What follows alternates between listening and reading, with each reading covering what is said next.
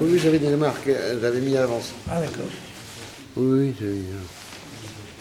Alors, Erev Tov, très heureux de vous retrouver, comme chaque lundi. Je rappelle que mardi prochain, il y aura cours, ça sera Yisroel Chag, mais j'annonce déjà que le mardi d'après, il n'y aura pas cours, je ne serai pas là. Alors, on revient dans la Gemara, là où on est resté la dernière fois. On reprend le début qu'on avait juste fait. Daf Kavzaïn Amud Aleph. Amar Rav Yosef, Amar Rav Yehuda, Amar Shmuel, c'est en face du Tosfot ou Beha. Rav Yosef a dit au nom de Rav Yehuda, qui dit lui-même au nom de Shmuel, ce sont les élèves. Rav Yosef a pour maître Rav Yehuda, qui a pour maître Shmuel.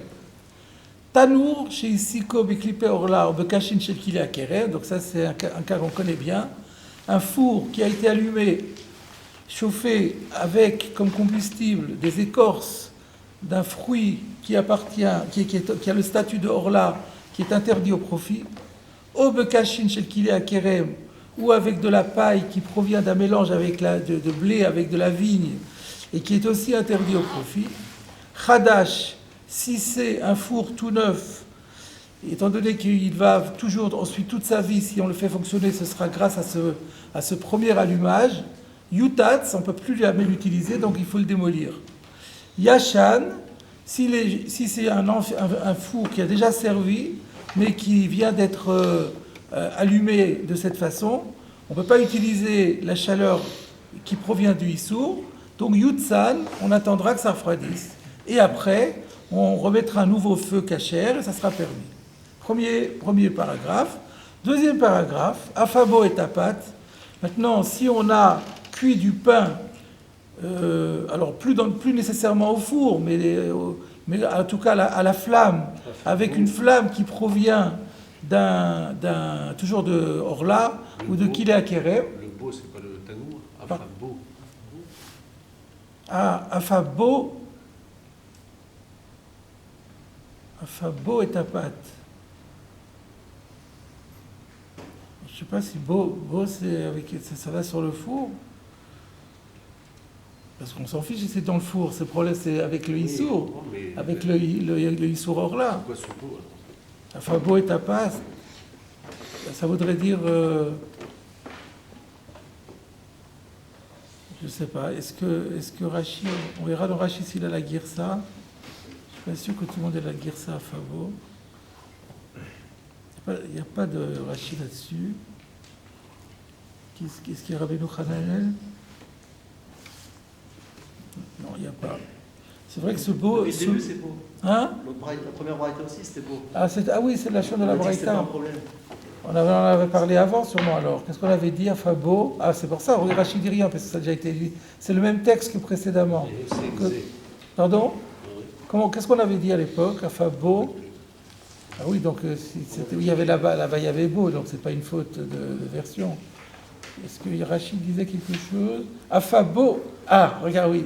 Alors, essayez de me rappeler. Donc, c'est vrai, donc le beau, c'est quoi? Rachid dit, à Fabo, Behesegze. Avec cet allumage. Il ne faut pas dire avec le four, ça n'a pas de sens. Il fallait, alors, d'un autre côté, on attendait qu'il y ait un Issour. Beau, il fallait dire avec Clipé Orla, avec Kashin, donc il faudrait un pluriel, bam. Alors Rashi a trouvé, on n'avait pas analysé à l'époque la finesse de Rashi. Rashi, il cherchait un mot singulier qui permet quand même de connoter le Issour. Alors il a dit Hesegze, cet allumage-là. C'est un peu d'orak, parce qu'il n'y a pas écrit le mot Heseg dans la Mishnah. Mais bon, il n'y avait pas d'autre solution. Et là, donc vous voyez qu'en fait, ce qu'on est en train jusqu'à présent, c'est du copier-coller par rapport à la Braïta. Ce qui est un peu étonnant, parce que c'est un Amora. On a l'impression que l'Amora, il fait un enseignement de son propre cru. En vérité, c'est une Braïta qu'il est en train de nous citer. Mais il ne la connaissait pas, surtout. Enfin, c'est impossible, notamment. On va voir. Je pose question, mais on attend un petit peu, vous allez voir. Mais simplement, il faut remarquer que c'est exactement mot à mot le texte de la Braïta. Ensuite, il continue. Afabo et Tapat, Rabbi Omer Apat Muteret, le Chachamim Omrim Apat Asura. S'il a cuit donc avec cet allumage interdit, on a cuit du pain, Rabbi dira que le pain est permis, les Chachamim disent que le pain est interdit. Qu'est-ce qu'on avait nous dans la Braïta avant? On avait déjà ce cas-là, la Fabo et Tapat, on avait la marloquette entre Rabbi et Chachamim, mais les positions étaient inversées. Rabbi Omer apat asura, Rabbi Omer apat muteret. Et là, Shmuel il dit, Rabbi Omer apat muteret, Rabbi Omer apat asura. La Gemara s'étonne, elle dit, Vatania Ibra. Mais comment il peut dire ça? On a vu dans la Braïta, c'était enseigné en sens contraire, à l'envers. Comment se fait-il qu'il cite en sens contraire? Réponse, Shmuel Ipratani. Shmuel avait, lui, une tradition de cette braïta inverse. Souvent, il arrive que dans les braïtot, vous savez qu'à l'époque, on n'écrivait pas, c'était tout à l'oral. Donc, il y avait parfois des traditions différentes. Shmuel a reçu de ses maîtres la tradition de ce texte, ce même texte-là, mais avec les noms inversés. Et donc, il l'a transcrit tel qu'il l'a appris. Regardez Rashi. On avait encore fait ça la semaine dernière. Ipratanile, le habraïta de l'el. Il avait lu, dans la braïta précédente, il avait, lui, lu, enseigné, il citait, dans le texte qu'il citait, c'était cité à l'envers. Ve ipra atneye, et donc il a aussi, quand il l'a enseigné, il a aussi enseigné à l'envers. Puisqu'il l'avait reçu à l'envers, quand il l'enseigne, quand il l'exprime, quand il fait cours et qu'il enseigne ce texte, il l'enseigne à l'envers. Alors la dernière fois, on a dit, mais qu'est-ce que Rashi a besoin de rajouter ça? C'est Miyuta. On avait dit, on verra peut-être. Vous allez voir que ce Rashi, pour moi, il est extraordinaire. On continue. Veibai Teima, là ça c'est nouveau. Jusque-là, c'était de la révision. Veibai Teima. Et si tu veux, je peux te donner une autre réponse, plus sophistiquée que ça. La première, elle était un peu facile, on pourrait dire. Mais d'un côté, elle a quand même... Elle est facile, mais en même temps, elle est un petit peu forcée de supposer qu'il y a deux versions différentes du même texte. Ça existe, mais enfin, c'est pas très courant. C'est pour ça qu'il y a un Ibai Teima avec une idée plus subtile. Alors, Ibai Teima, si tu veux, je te dirais... Be'alma, Kassavar Shmuel, Alacha que Rabbi Mechavero, Velo Mechaverav. Donc Be'alma, ça veut dire, en général, dans tous les contextes donnés, lorsqu'il y a un débat entre Rabbi et d'autres Tana, ou d'autres Tanaïm, Shmuel pense que la Alacha suit Rabbi Mechavero, Velo Mechaverav. Ce qui veut dire, l'alacha est comme Rabbi, lorsque Rabbi est opposé à un seul de ses collègues, il y a deux Tanaïm, on la voit des fois des Tanaïm, Rabbi un tel et Rabbi un tel. Lorsque Rabbi dit un avis et qu'il y a un collègue à lui qui dit un autre avis, l'alacha est comme Rabbi. Velo mechaver Rav, mais pas s'il est opposé à un collège de Rabbanim, parce que là on appliquera plutôt la règle de Yachid Rabim, alacha ke Rabbi. Regardons déjà Rashi. On va prendre Rashi déjà. Veibai Teima. Si tu veux, je te dirai. Shmuel nami achi atneye. Shmuel aussi, il l'avait enseigné ainsi. C'est-à-dire, comme nous. C'est-à-dire, le Veibai Teima s'oppose à la première théorie qui avait dit que Shmuel avait une version différente. Il n'avait pas une version différente. Et d'ailleurs, il dit Atneye. Il aurait dû dire Tani. Mais donc, ça veut dire que non seulement il l'avait reçu, mais même il avait l'habitude de la restituer, comme nous exactement. Ça, c'est un premier point. Veitle, et à part ça, il a comme position de Rabbi Assar, Verabanan, Shari. Donc pas à part ça, puisqu'il a la même version que nous avons, donc il pense que c'est Rabbi qui interdisait et c'est les Rabbanan qui permettaient, n'est-ce pas? Ce qui est le contraire de ce qu'il a enseigné ici. Oui. Mais c'est conforme au texte de la Braïta. Nous, on avait vu Rabbi Osser, Chachamim Atirin. Ve'iu afachla. Et c'est lui, donc lui c'est qui en principe? C'est Shmuel. Shmuel a pris de sa propre initiative d'inverser les avis. Pour quelle raison?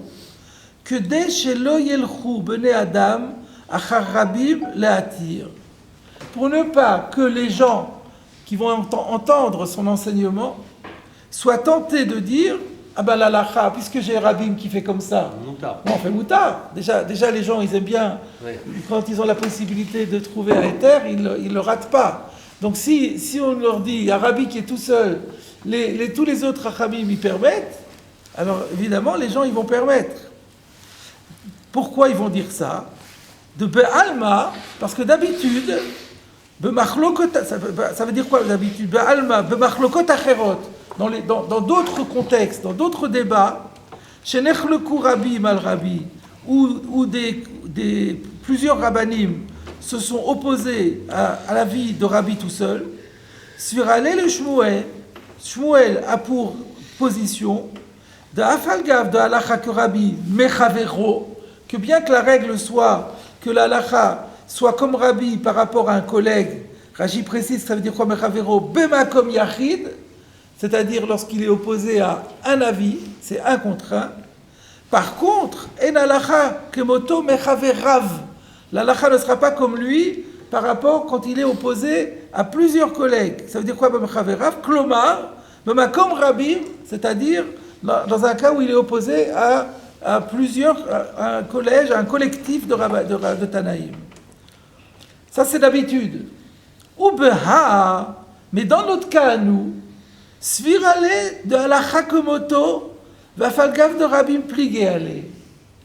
Ici, lui, il déroge à sa règle, parce qu'il y a exception, c'est-à-dire parce qu'il pense qu'ici, bien que Rabbi soit Yachid Neged Rabim, on n'appliquera pas la règle de Yachid Neged Rabim, on fera la que Rabbi.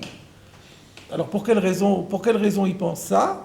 Parce que probablement que la vie de Rabbi lui paraît tellement fort et tellement convaincant qu'il estime qu'il faut faire halakha comme Rabbi. Surtout qu'on peut toujours être mahmir. C'est pas contraire à la... C'est pas fondamentalement contraire à la règle de Yachid Rabim, à la Rabbi, parce que même ceux qui permettent, si jamais quelqu'un interdit, il fait rien de mal, il s'interdit quelque chose qui serait permis. Donc dans ce cas-là, on peut se permettre d'être plus mahmir. Donc lui, il veut qu'on tienne compte de la vie de Rabbi, parce que le raisonnement de Rabbi lui paraît plus convaincant, et qu'on ne perd rien à s'opposer à ceux qui permettent. Mais pas de là à mentir, quand même. Alors, attends, attendez, on n'a pas fini le texte. On revient maintenant à la Gemara. Donc, on avait besoin de Rashi pour clarifier les choses. Donc, je reprends dans les mots de la Gemara. Be'alma, ribaitema. Be'alma, en général, quand il y a dans d'autres occurrences où il y a un débat entre Rabbi et d'autres Tanaïm, Shmuel pense que s'il est vrai que la halacha, elle est comme Rabbi quand il est opposé à un seul collègue, mais par contre, elle n'est pas comme lui quand il est opposé à plusieurs collègues, ou beha, mais dans notre cas spécialement, afilu mechaverav, il pense qu'il faut être possède comme Rabbi, même contre plus de Tanaïm qui sont opposés à lui. Et alors, Vesavar, Shmuel a pensé, Atnaye Ipra, je vais le citer à l'envers.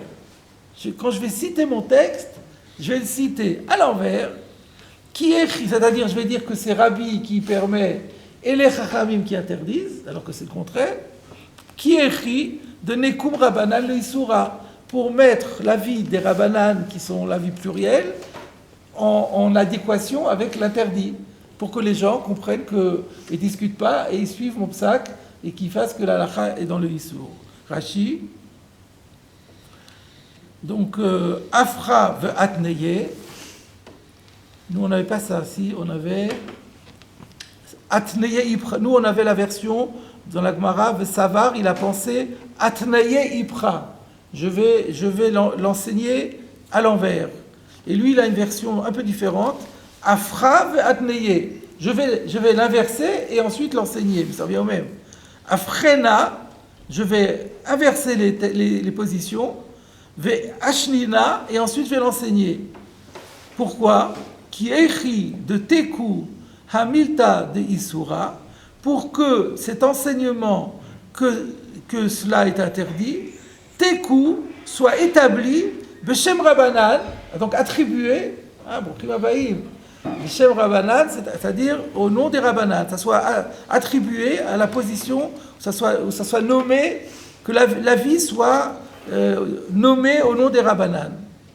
Et du coup, Veyasu bnei Adam komotan, il sera assuré que les gens feront comme eux. Pourquoi? Shakol olchin acharei rabim. Parce que la règle est que tout le monde suit la vie de pluriel. She'im ani omer halacha ke rabbi shehu yachid lo yaminu li. Parce que si moi je leur dis l'halacha est comme rabbi, alors bien qu'il soit yachid, ils ne me croiront pas. Et donc il y a un mirchol. Donc, pour éviter le mirchol, Shmuel s'est autorisé une petite, comment appeler ça? Entorse. Une petite entorse, exactement. Une petite entorse à l'exactitude du texte, à la vérité scientifique. Ça veut dire choqué. Oui, parce que qui donne ça. Il y a une règle. On a déjà vu que des rabbinés. Il y a une règle, d'un coup, lui, pas il de la déroge mentir. comme ça. Je pense que. Comme ça. Quoi? Qu'est-ce qui vous choque? Vous êtes choqué qui s'oppose à la règle Yachid Il y a Rabbi. une règle, il la connaît. Bon. Et vous êtes choqué qu'ils ne disent pas la vérité. Il dit pas Beshem Pour lui, Omro. c'est la vérité.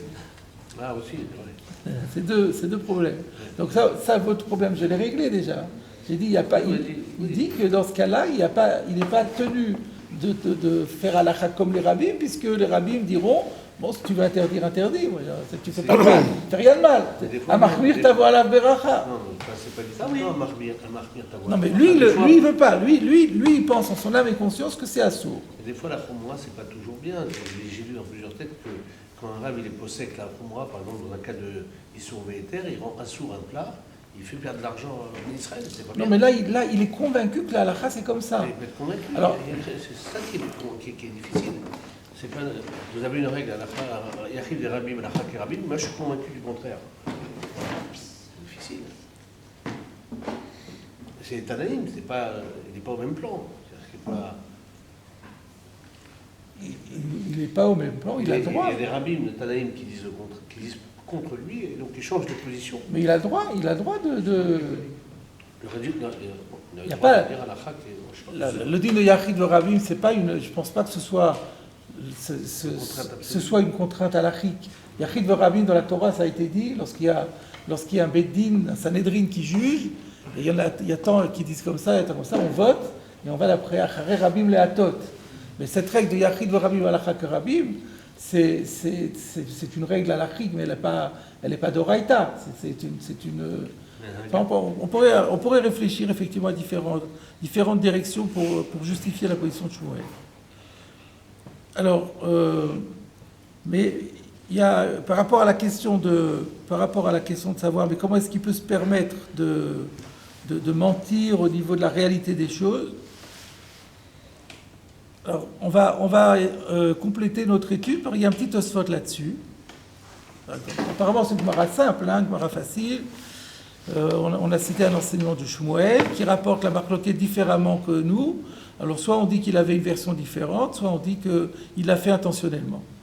Tosfot. Ubeha afilu bechaverav. Ici, Shmuel pense que l'halakha va suivre Rabbi, même s'il est opposé à plusieurs Tanaïm. Veta'ama de Rabbi. Alors, quelle est la raison de Rabbi qui fait que c'est assourd? Mishum de yesh shvach etzim bepat. On est obligé de dire que Shmuel pense que la raison pour laquelle Rabbi interdit le pain, c'est parce qu'il pense que on considère que le bénéfice qui se trouve à l'intérieur du pain provient du bois, et c'est comme si le bois était à l'intérieur du pain. Quelque part, en mangeant le pain ou en tirant profit du pain, c'est comme si on mangeait on mangeait le bois. V'lo mita'am de ze v'ze gorem. Alors c'est quoi le problématique de Tosfot? On avait vu la semaine dernière, on l'a vu plusieurs fois, mais on avait bien rappelé la semaine dernière que Rabbi Osser peut être compris de deux façons. La Gemara avait hésité entre deux possibilités. On aurait pu dire que pourquoi Rabbi Osser? Parce qu'il pense que ze v'ze gorem assour. Alors quand on... alors ça serait quoi le ze v'ze gorem? C'est-à-dire qu'on parlerait dans ce cas-là qu'on est dans un four. Donc il y aurait le four qui est permis, il y a le feu qui est interdit, et ze v'ze gorem c'est assour. Ou alors on dit non, ze v'ze gorem c'est moutar. Alors pourquoi c'est assour? Parce qu'il y a shvach etzim bepat. Là c'est pas simplement un gorem. On estime que le issour de Hanaa, il est carrément direct à l'intérieur du pain. Alors on avait un doute. Alors maintenant, Tosfot se demande, quand Shmuel dit qu'il fait halakha comme Rabbi, c'est quelle interprétation qu'il accorde à Rabbi? Est-ce que c'est l'interprétation de ze v'ze gorem ou c'est l'interprétation de shvach etzim bepat? Si on disait que c'est ze v'ze gorem, on a déjà une réponse, parce que Rabbi n'est pas tout seul. On a déjà vu d'autres Tanaïm qui pensent comme ça. Mais Tosfot dit non, on ne peut pas dire ça. Pourquoi on ne peut pas dire ça? De Shmuel, Pasik be'edia be'perek kol hatzelamim, parce que le même Shmuel dit, dit explicitement la halacha dans Avodah Zara, dans le chapitre intitulé Kol hatzelamim, daf mem tet, halacha ke Rabbi Yossi de ze v'ze gorem mutar. Donc comme il dit que l'halakha, elle est que comme ze v'ze gorem mutar, et qu'ici il fait halakha que Rabbi, ça ne peut pas être midin ze v'ze gorem assour. Donc obligatoirement, son ta'am, c'est l'otam, c'est mishum de yeshvach et tzimbepat. Donc jusque-là, tout est clair et tout est facile. Maintenant, il y a une dernière question que soulève le Pnei Yoshua. Là, on s'est surtout attardé sur la deuxième partie de l'enseignement de Shmuel, l'histoire de Afabo et Tapat. Mais Shmuel a aussi dit une première partie. Qu'est-ce qu'il a dit au début? Tanour, sheisiko biklipe orla, ou bekashin shel kile akerem, chadash yutatz, yashan yutzan. Alors, Pnei Yoshua demande, attaque Tosfot. Mais, enfin, Tosfot a raison. Shmuel est possède là-bas dans Avodah Zara que ze v'ze gorem mutar.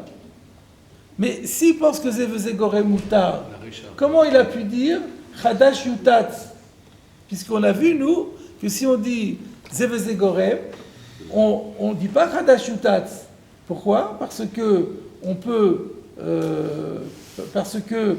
quand on va utiliser le four, il y aura un gorem de Issour, c'est quoi le four, qui a été fabriqué par un interdit, et qui restera constamment à vie avec ce porteur d'interdit, mais le four tout seul, il ne sert à rien. Il faut lui adjoindre un feu, et le feu, il est permis. Donc c'est ze v'ze gorem mutar, c'est ze v'ze gorem mutar, et donc on permet. Et bien qu'on pourrait dire, oui, mais on avait dit, oui, mais on pourrait dire que c'est le khatrila, on disait, même quand ze v'ze gorem mutar, c'est son diével et pas le khatrila, oui, mais casser un four, c'est considéré comme le diével. Alors dans ce cas-là, comment Shmuel a-t-il pu dire Chadash Yutatz? Alors le Pnei Yoshua a une réponse très facile. Le Pnei Yoshua répond, il faut dire que Shmuel, contrairement à tout ce qu'on a dit avant, c'est un peu forcé quand même, il pense que il n'est pas d'accord avec l'idée qu'on appelle ça un ze v'ze gorem bedi eved. Lui considère que ça s'appelle ze v'ze gorem lo khatrila. On a un four, tu ne l'as pas encore utilisé, je ne vais pas te permettre a priori de l'utiliser en te disant le résultat sera du ze v'ze gorem, ze v'ze gorem lo khatrila c'est assour. Alors Tosfot avait dit, oui mais comme ça va perdre, c'est une perte d'argent, alors on appelle ça bedi eved. On n'est pas obligé de penser ça. Donc obligatoirement, Shmuel ne pense pas ça. Donc c'est ce qui avait été admis par toute la Sougia précédemment, que si on dit ze v'ze gorem mutar, on ne dira pas chadash yutatz. Ici on découvre que Shmuel, il a un avis différent. Et sur le plan de la Sfara, ça se tient. Mais regardez la suite, c'est ça qui... Et donc, et là de peser, et nalacha komoto. Mais nous, notre halakha, elle n'est pas comme ça. Nous, notre halakha, c'est zevezegor et mutar, et on ne dit pas chadash utatz. Donc il faut quand même faire remarquer que Shmuel a un avis marginal sur ce digne de zevezegorem par rapport au four neuf, il appelle ça le khatrila, et nous appelons ça bedi eved. Et sur ce plan-là, la halakha n'est pas comme lui. Alors que là, on a l'impression de dire que la Gemara a l'air de dire que la halakha elle est comme Shmuel. En fait, il faudra dire non, elle est partiellement comme Shmuel, mais elle ne l'est pas totalement. Alors regardez la suite. Le Pnei Yoshua dit Anita mea al kol aposkim va me farshim. Je suis étonné. Tous les décisionnaires, tous les commentateurs, chez Loïtorer Bezé, il n'y en a pas un seul qui a posé ma question. Et pourtant, cette question est une question qui est relativement simple. Ukva chazarti al kol atzdadim. J'ai cherché comment on dit en français? Retourner le problème dans tous les sens. Voilà, c'est ça. J'ai tourné le problème dans tous les sens. Velo matzati makom lo yashev kushiazu imlo shenomar kanal. Je n'ai pas trouvé la seule solution pour résoudre ce problème, c'est ce que j'ai dit là, que Shmuel pense que ça s'appelle le khatrila, et que nous on pense que ça veut dire. Alors moi je voulais vous proposer, pourquoi personne n'a parlé de tout ça? Parce que Rashi a répondu déjà. Rashi a répondu à la question. Avec votre... avec le diouk. Avec le petit diouk qu'on avait fait. On a sauté quand on a vu Rashi. Quand Rashi dit quelque chose de bizarre, sachez que il y a toujours une raison, et en général des raisons très importantes. Donc je vous propose, revenons à notre Rashi, le Rashi qui disait Ipratanila, il l'avait enseigné à l'envers, donc c'est même pas sur le deuxième Ibaïtema, c'était sur le Lishna Kama. Hein. La première idée était de dire Ipratanila le Abraïta de l'El, ve Ipra Atneye. Qu'est-ce qu'il a besoin de dire ça? C'est même pas le sujet. Le sujet, c'est on voulait savoir comment ça se fait qu'il dit ça. Réponse, il a reçu la tradition de cette citation. Pourquoi tu parles, comment il le cite après? Ça ne nous regarde pas. Pourquoi Rashi a besoin d'insister sur ce Ipra Atneye? La réponse, Rashi est en train de nous dire Shmuel n'est pas en train de posséder une halakha. Shmuel, dans ce contexte, n'est pas en train de nous dire la halakha est comme ceci et comme cela. Shmuel est en train de citer une braïta. Voilà, il faut qu'on comprenne dans toute cette souria que Shmuel ne fait qu'une citation. D'ailleurs, c'est bien clair. Dans la deuxième partie, il ne dit pas il a halakha, puisqu'il dit Afabo et Tapat, Rabbi Omer, Chachamim Omrim. Donc, dis-moi la halakha. Non, on n'est pas en train de dire une halakha. On est en train de citer un texte anaïtique. Shmuel est en train de... Cette braïta-là que nous, on avait étudiée, il est en train de l'enseigner à ses élèves. Donc, le mot capital dans Rashi, c'est atneye. Il est en train de citer une braïta. À partir du moment où vous dites ça, la question du Pnei Yoshua s'écroule. Comment est-ce que Shmuel peut se permettre de dire Chadash Yutatz alors que lui il doit dire Chadash Yutzan? Mais il dit pas son avis ici. Il n'a pas donné son avis. Il a cité une braïta. Et d'ailleurs c'est pour ça qu'il a inversé dans l'après le Ibaïtema. Il ne fait que citer la braïta, mais il l'inverse pour que les gens en tirent les conclusions à l'achrik qu'il faut tirer. Donc il ne donne pas de conclusion à l'achrik. Donc c'est tout simple. Alors la seule difficulté, c'est que dans ces cas-là, en général, quand un Amora cite une braïta, on dit Tani Ravantel. Et c'était ça qui était la...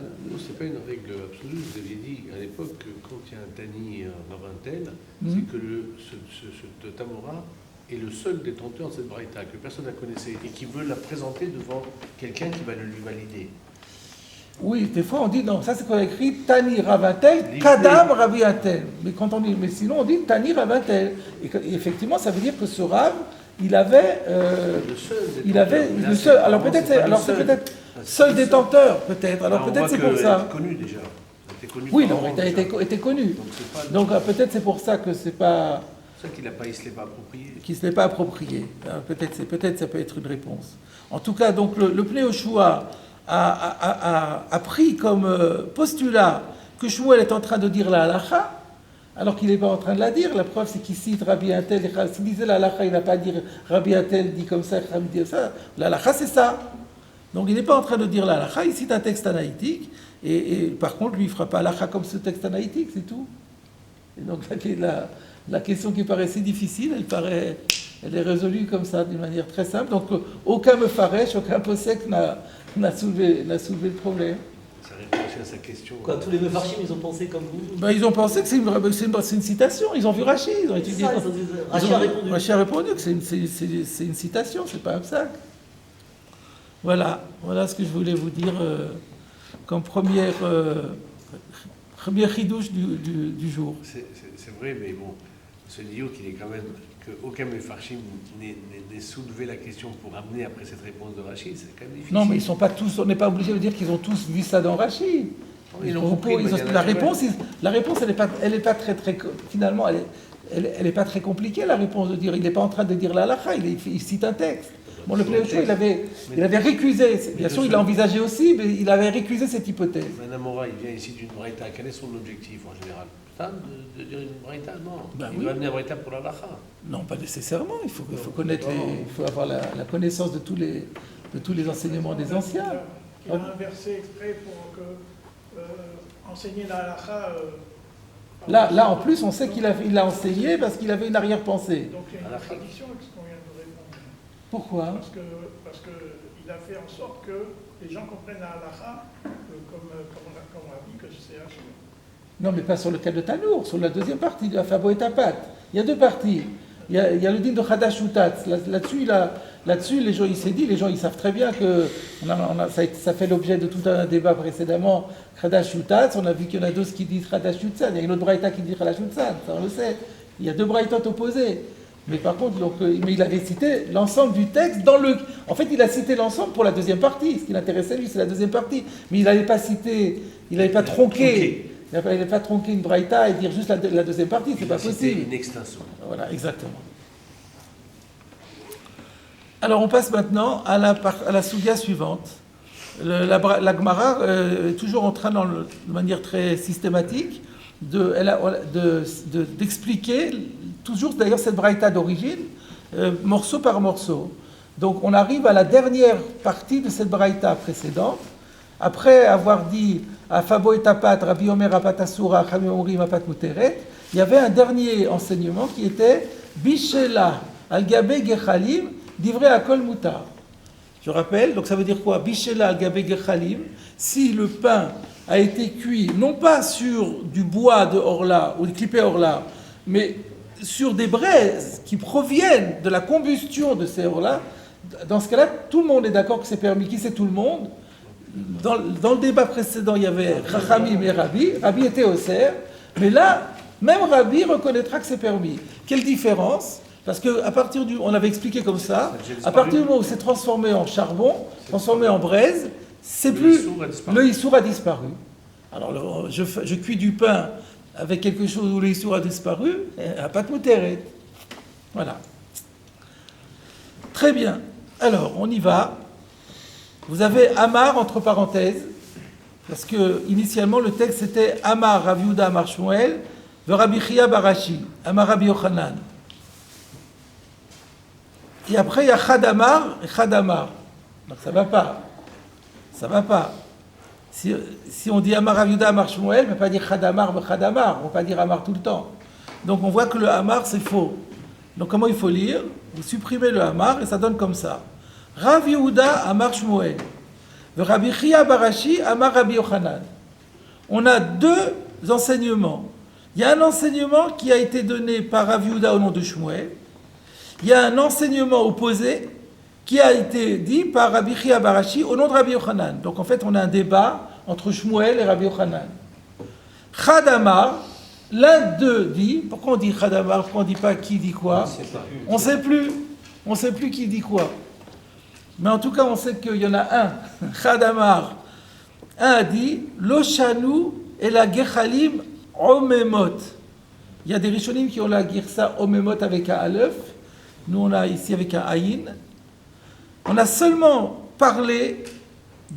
on a seulement enseigné ce qu'on a dit, que tout le monde est d'accord que c'est permis, si les braises sont Omemot, je ne traduis pas encore.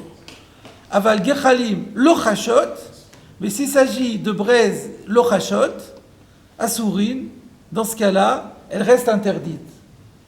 D'après qui? D'après celui qui interdit. Alors on va voir dans Rashi. Rashi, Gechalim Omemot. Que veut dire le mot Omemot? Kevuyot. Ça veut dire éteint. Le chabot, c'est éteindre. Donc les braises sont éteintes. Rashi a toujours sa méthode. D'abord il explique, et ensuite il justifie son explication. Comment je sais que Omemot ça veut dire éteindre?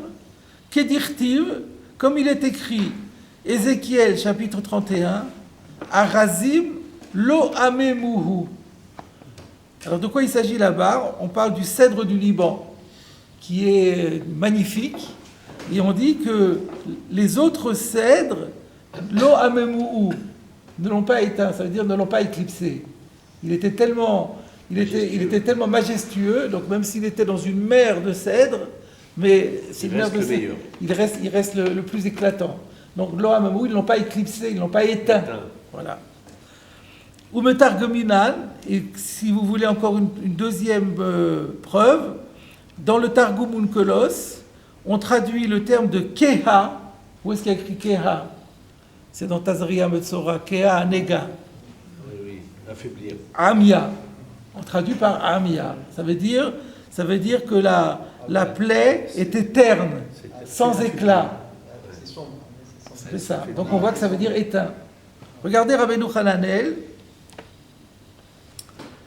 Yesh Mishe Omer, vous voyez, Bishela Agabe Gechalim livré à Kol Apak Muteret, Yesh Mishe Omer, il y a quelqu'un qui dit, c'est Khadamar, Lo Shanu El Gechalim Omemot, ça veut dire quoi? Kerovot les kibouy, sont pratiquement éteintes, Milachon, de l'expression qu'on trouve dans le verset, il ramène Yocheskel Ameda le Fret, Arazim Lo Amemuhu, ça encore on l'avait déjà vu, mais regardez, il en rajoute un deuxième, Vechamou. Et également, il y a de façon analogue, on trouve dans Echa, chapitre 4, verset 1, Echa yu am zahav. Comment l'or a-t-il pu être terni?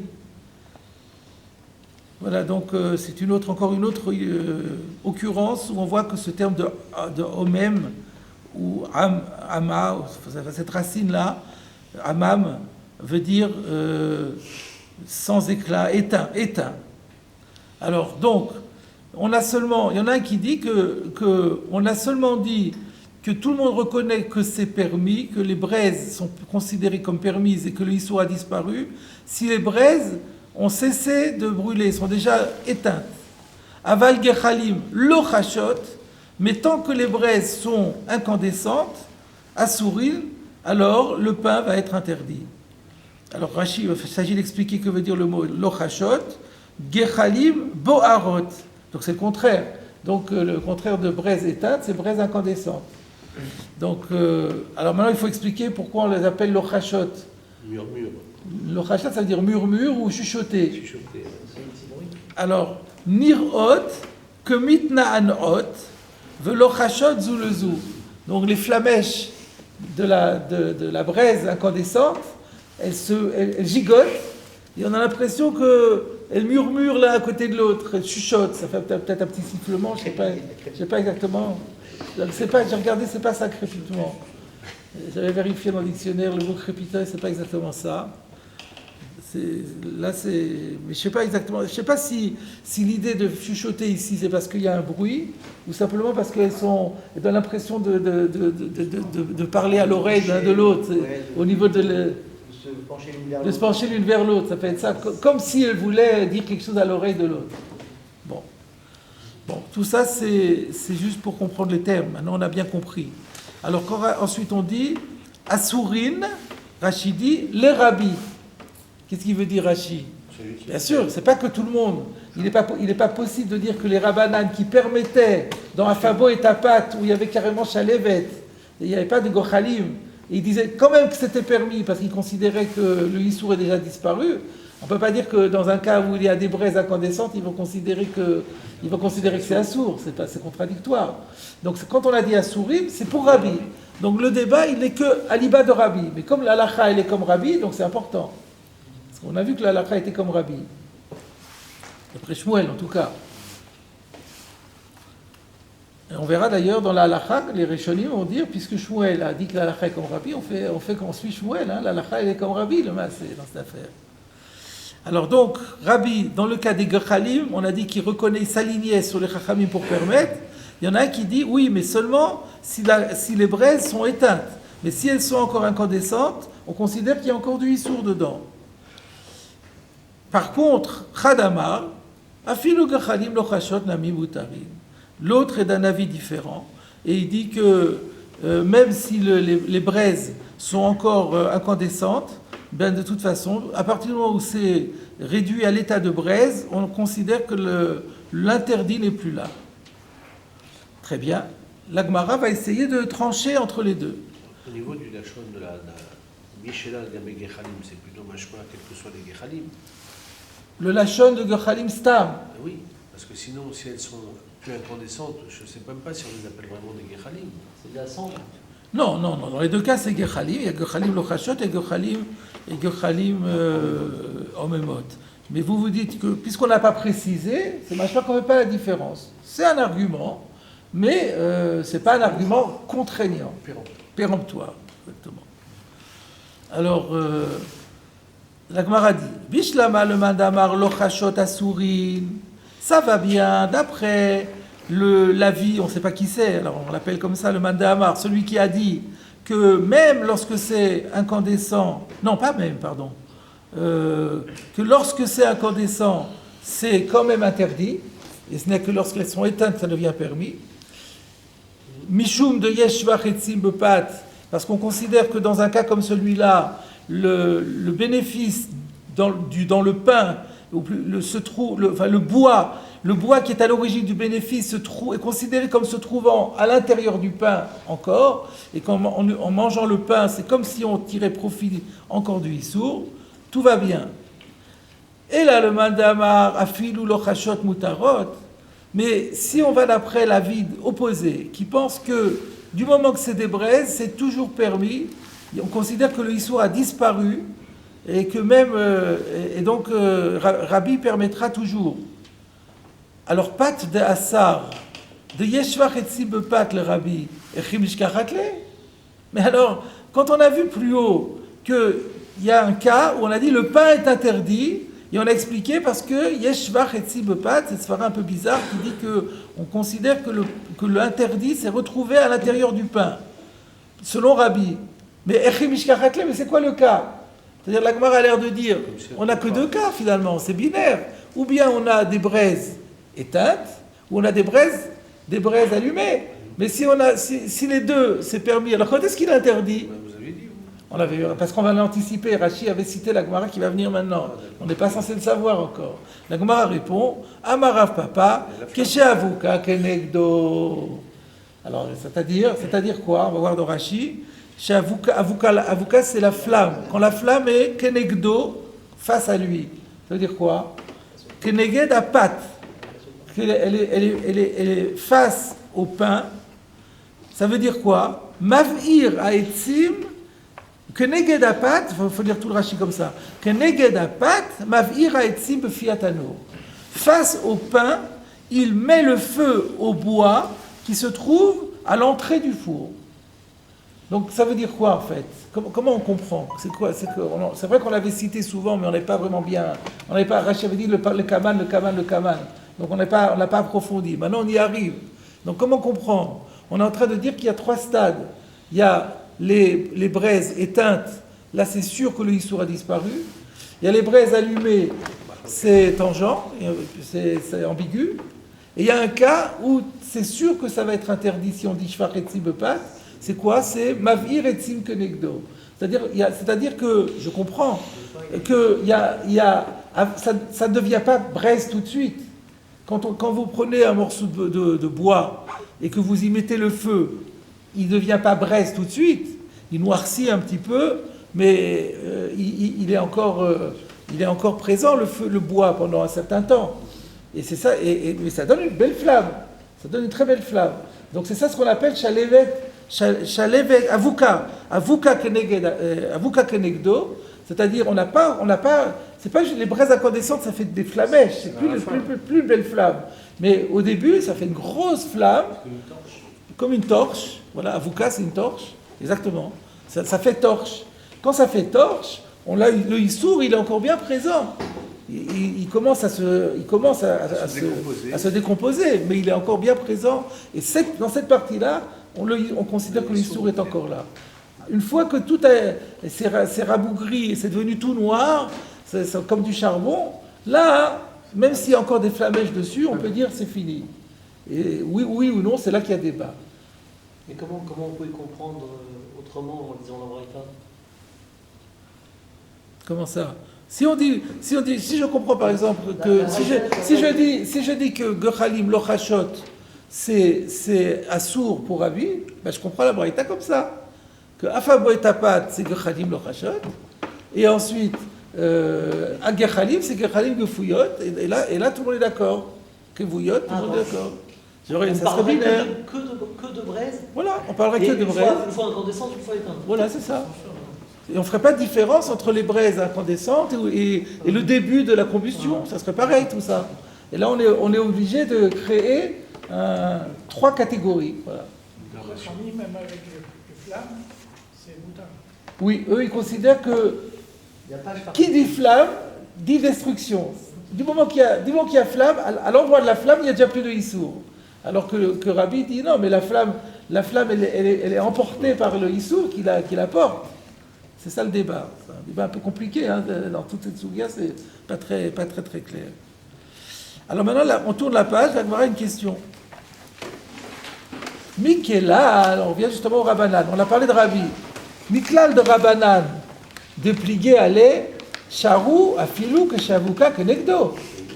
Alors, si on dit que dans Avuka Konegdo, Rabbi interdit, donc ça prouve que les Rabbanan, eux, c'est ce qu'on vient d'expliquer. Eux, ils considèrent que même Avuka Konegdo, ben c'est moutard parce que dès que c'est transformé en flamme, le Issour n'est plus là. Alors où est le problème? Et la Etzim de Issoura, les Rabbanan, mais comment alors on va trouver un cas où du bois est interdit au profit? Puisque le bois, on en profite pour faire du feu, et quand je fais du feu, par définition, il n'y a plus de Issour. Alors il ne peut plus y avoir de cas où le bois est interdit au profit. Peut-être que oui, mais il y a d'autres utilisations. Regardons Rashi, Etzim de Issoura de Mitzere Be'anaa, c'est-à-dire qui serait interdit au profit, les Rabbanan pour les Rabbanan, Echim Mishkachat Leu. Dans quel cas ça peut se trouver? Tous les autres cas que de faire du feu. La moitié de la vie, par exemple. On va voir la réponse, on va pas se casser la tête. On arrive à la fin du Inyan. Amar Rabbi Ami Bachama, il y en a d'autres qui corrigent Rami Bachama, c'est plus connu. Enfin, on fait une contraction avec Rabbi Ami, ça donne Rami. Rami Bachama dit Beshar Shifa. C'est quoi en hébreu? Shraf Shraf? Quoi? Shraf Shraf. C'est un tabouret. En hébreu moderne, Shraf Shraf, c'est un tabouret. Un tabouret. Et c'est ça que Sharshifa, regardez Rashi. Sharshifa, qui c'est les chevalam ou les adom raglam? C'est une chaise, soit pour s'asseoir, soit pour y poser les pieds. Donc c'est un tabouret. De anaatan, keshen ben, valier mamash. Parce que là, le profit, il est tiré du bois lorsque le bois est encore intact, ben, et valier mamash. Et il y a vraiment de la consistance. Avalanat hesek, par contre, pour les Rabbanan, anat hesek, un profit lié à la combustion, en anato, et la achar biuro, ou beshad biuro. Le profit ne peut intervenir que après consommation, après combustion totale, ou concomitamment à la combustion, mais donc il n'est plus là. Donc c'est ça finalement le chidouche, c'est que pour les Rabbanan, il ne peut plus y avoir par définition un Issour Hana'a lié au feu. Parce que si c'est du feu, il n'y a plus de Issour. Ou bien le Issour a disparu même avant le feu, ou alors en même temps. Mais on ne peut pas considérer qu'il y a encore du Issour au moment où il y a du feu. Je peux concevoir un cas où il y a les deux. C'est-à-dire, on prend un bâton, par exemple. On prend un bâton assez long, qui est complètement assourd, tout le bâton. On met l'extrémité dans le feu. Donc la partie qui est dans le feu va brûler, et c'est le bâton que vous allez avoir dans la main qui est encore existant et sert de support pour la C'est partie pas une qui va être ana'a, dans le ça. feu. C'est pas une ana'a. Comment? C'est pas ça l'ana'a. Nous on parle de l'ana'a du pain. Le pain qui va être cuit. C'est pas le bout de bois que vous tenez dans les mains qui crée la cuisson du pain. Non, mais si j'ai pas pas une du ana'a, bois ça. dans les mains, je ne peux pas mettre l'extrémité qui va cuire. Mais c'est pas ça c'est un problème pratique, mais c'est pas ça qui s'appelle que l'ana'a se retrouve dans le pain. Il faut que ce soit plus direct. C'était quoi la ramina de l'objection là? Ouais. C'est pas possible de dire que la Gemara, elle n'a pas pensé qu'il n'y a pas d'autre usage du bois que le chauffage. Ouais. Tout était fait en bois à l'époque. Il y a une question beaucoup plus forte qu'il faut poser. Et peut-être ça répondra aussi à votre question. La question qu'il faut poser, c'est mais qui nous dit qu'il faut que du bois soit sourd? Bah, c'est- C'est-à-dire, il faut que le bois, il y ait un Issourana dans le bois. Non, peut-être pas. Pourquoi peut-être pas? Mais où c'est écrit qu'il faut trouver un cas de Issourana dans le bois? Il n'y aura pas. Il n'y aura pas de Issourana dans le bois. Pourquoi? D'où la Gemara, elle prend. Mais comment on va trouver ce cas-là? Ça veut dire qu'il faut obligatoirement le trouver. Pourquoi? Peut-être pas. Peut-être qu'effectivement, les Rabbanan pensent qu'il n'existe pas de Issourana de bois. Où est le problème? Sur quoi on se base pour poser la question? Question plus forte que la tienne. C'est pas qu'il y avait dans la Braïta marqué que c'était assourd. Mais où est-ce que... Quel métier? C'est Où c'est écrit qu'il faut qu'il y ait un Issourana dans le bois? Pour le Dans la four, CHR. canon, déjà, comment ça marche? Sinon, on a Ah. un problème alors. Mais ça n'enroule pas en bois. Alors, je vais vous citer la réponse que fait le Pnei Yoshua. J'y avais pensé moi-même, et après j'ai vu que le Pnei Yoshua le disait. Le Pnei Yoshua dit que, en fait, la Gemara se réfère à la Braïta. Ce que vous êtes un peu en train de dire. Quelle Braïta? La Braïta de... parce que la nôtre c'est Clippé Orla, c'est pas Etzim, hein, ça ne peut pas être ça. Mais on a vu une autre Braïta qui parlait de Etzim. C'était la Braïta de Hachera. Atzé Hachera, si vous regardez, Daf Kavzaïn Amoud Aleph, on avait cité pour Rabbi Eliezer. Detnan, Natal et Mena Etzim, Asurim Bana'a. Donc il y a écrit que c'est Asur Bana'a. Oui, mais qui dit que ça va comme les Chachamim? Peut-être c'est pas les Chachamim, peut-être ça va comme Rabbi. Mais Nan, c'est Stam, il n'y a pas d'auteur. Alors c'est ce que dit. Alors regardez, le Pnei Yoshua dit, Mashma de Achikama, Baba de Reisha, divrei à Kolhi. Que la Gemara a pensé que le Baba de Reisha, c'est divrei à Kol. Et donc c'est sur ça que la Gemara pose sa question. Moi je dis, c'est un peu dur ça. Pourquoi? Parce que regardez la Braïta. Qu'est-ce qu'elle dit la Braïta? Juste après.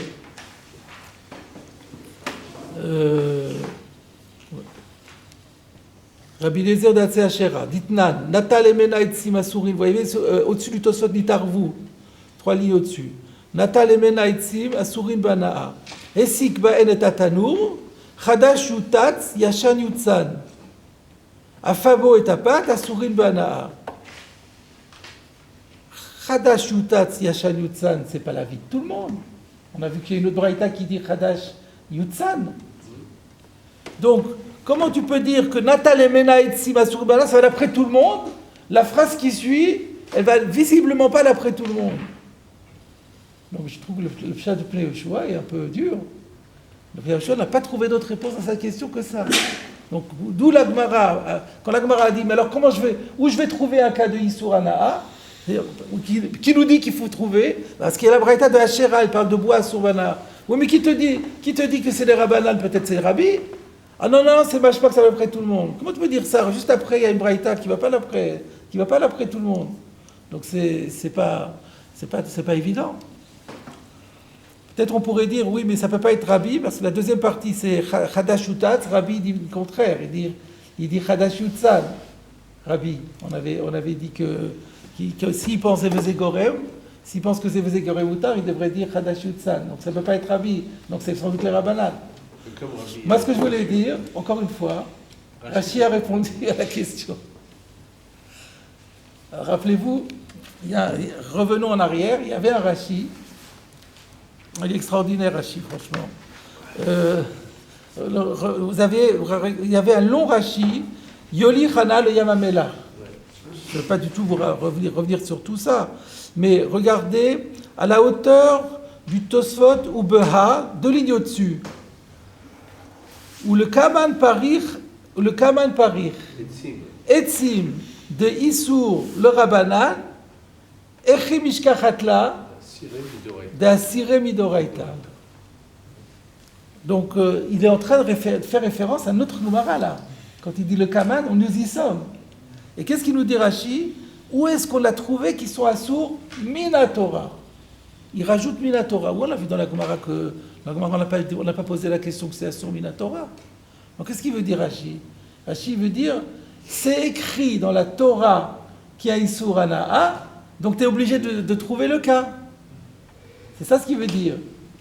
C'est pas la Braïta ou la Mishnah qu'avait dit le Pli Yoshua. C'est la Torah. Mais alors maintenant la question se pose, mais où c'est écrit dans la Torah?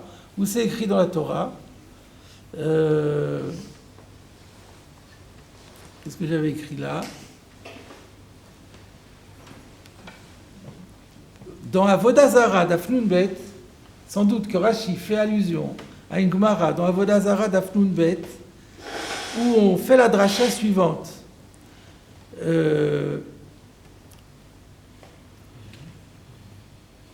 Comment c'est écrit là? Ah oui, le verset dit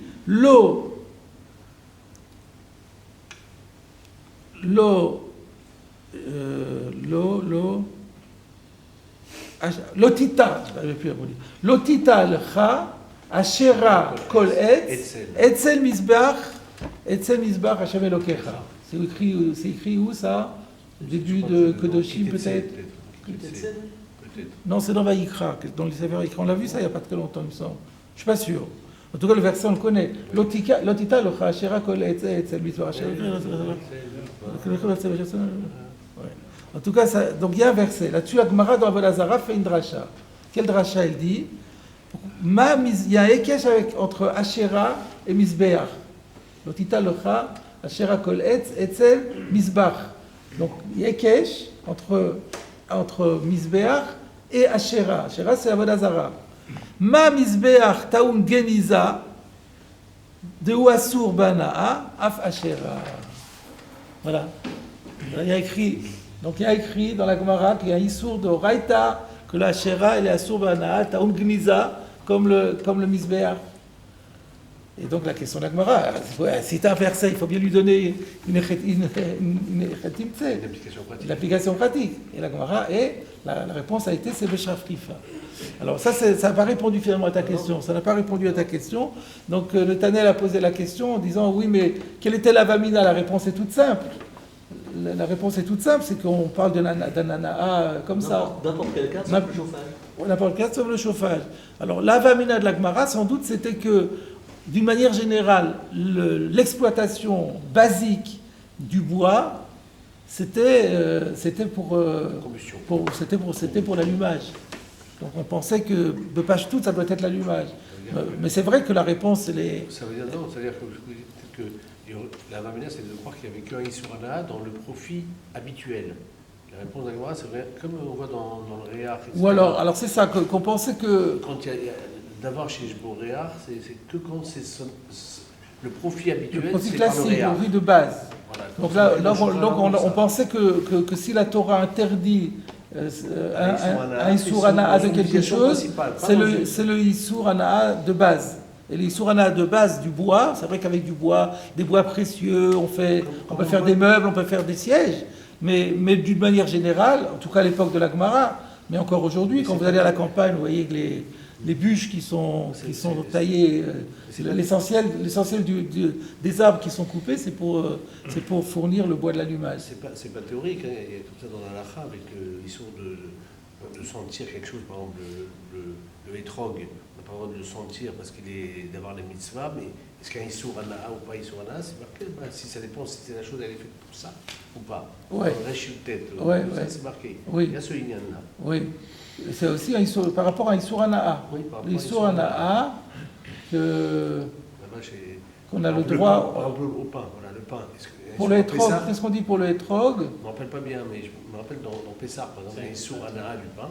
Ouais. Et quand on passe devant une boulangerie, on va sentir. Ouais. Est-ce que ça s'appelle Hana'a? Et ça dépend du marloquette dans le Rama, là-bas, entre Mechaber et le Rama, pour savoir si le pain, son utilisation principale, c'est de le manger. Donc il n'y a pas d'Issour Hana'a. Donc le Issour Hana'a n'aurait été dit que sur que l'interdit, l'usage principal et le plus, c'est ça. Donc peut-être. Peut-être ça peut être ça la vamina. Ouais. Ouais. Ou alors, on pourrait aussi dire, mais c'est mieux de dire comme ça, mais sinon on pourrait forcer en disant simplement, c'était juste un constat. C'est-à-dire faire apparaître que voilà, le seul Issour Hana'a, ça serait ça. Je vois qu'on est arrivé déjà à la fin du cours. Donc rendez-vous dans 2 semaines. La semaine prochaine, pardon. Dans 2 semaines, il n'y aura pas cours. La semaine prochaine, il y a cours. Et on est arrivé au Tosfot Miklal, justement. Avant de... Un petit sondage. Est-ce que...